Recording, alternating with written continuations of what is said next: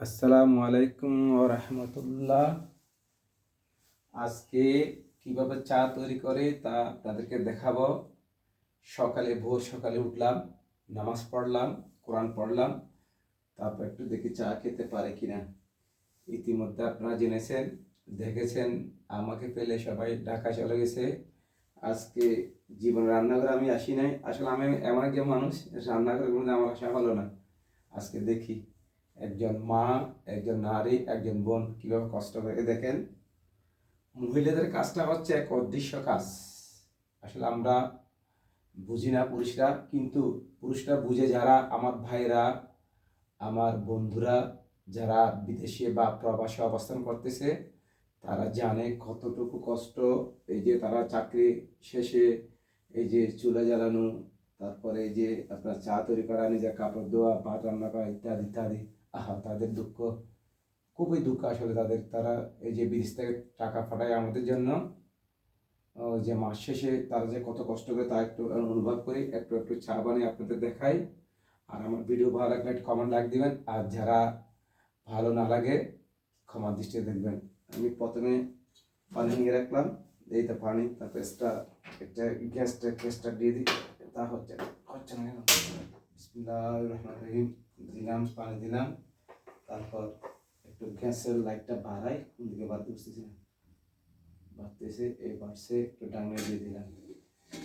চাটা হোক। তারপর এই তো চিনি পাউডার নিলাম, দুধ পাউডার, তারপর চা পাতা, তারপর নিলাম চিনি, তারপর নিলাম গ্রিন টি। গ্রিন টি নিলাম। বানাইতে পারে কিনা সবাইকে একটু দেখাই আজকে হয় কিনা। এই দেখেন, আমাদের মারা, আমার বোনরা, আমাদের ওয়াইফরা যে কত কষ্ট। দেখেন, ভাত খাওয়ার পর আমরা চলে যাই, তারপরে ডেক্সিগুলো দেখেন, ওরা এগুলো আবার পরিষ্কার করে মাঝে। এত কাজ যে মানে বলার মতো না। তাদের কাজ হচ্ছে এক অদৃশ্য কাজ। দেখেন, চা হচ্ছে, একটু দেখি ভালো হচ্ছে না খারাপ হচ্ছে, একটু দেখি। আপনারা একটু দেখবেন, ধৈর্য ধরে দেখবেন। আমি হুমায়ুন স্যারকে করতেছি। চায়ের পানি সিদ্ধ হচ্ছে, একটু পরিমাণ মতন চা, এটা চা পাতা দিয়ে দিই। গরম কিনা, একটু বেশি গরম, এটা গরম বিদায়। চা সিদ্ধ হচ্ছে, একটু একটু চা পাতা দিয়ে দিলাম, পরিমাণ মজিন দিয়ে দিলাম। কতটুকু দিতে জানি না, তবে একটু দিয়ে দিলাম পরিমাণ মজিন। তিন কাপ দিয়ে দিলাম পরিমাণ মজিন দিয়ে দিলাম। একটু ভিডিওটা বন্ধ করি, যে লম্বা হয়ে যাচ্ছে।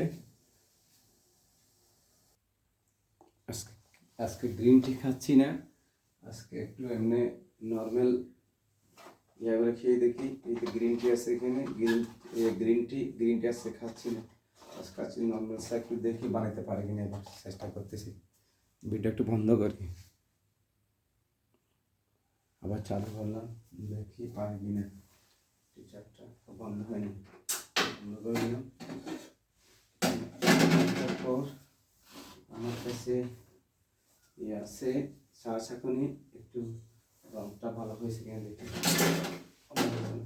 আসলে এগুলো কষ্ট টাইপের, মানে আনইজি। হঠাৎ যে কোনো কাজ করলে আনইজি হয়, হচ্ছে কিনা একটু বললেন। তারপর রং দিলাম,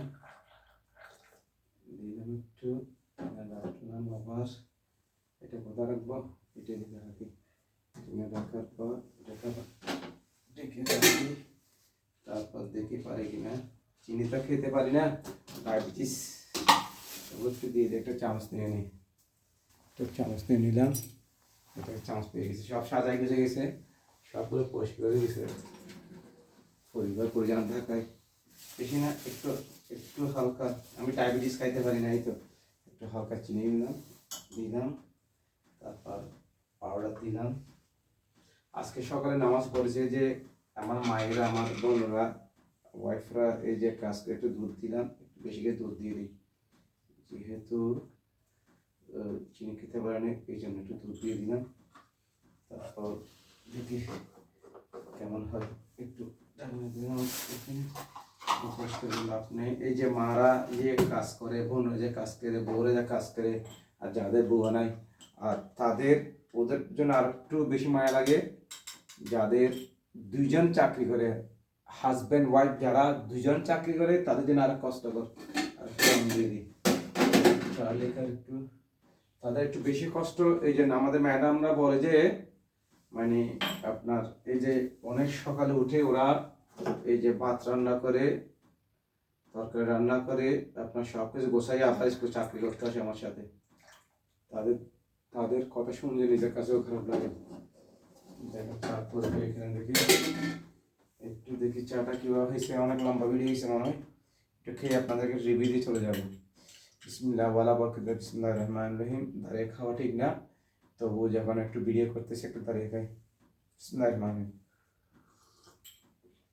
মজা আছে, ধন্যবাদ সবাইকে, একটু ভিডিও দেখবেন।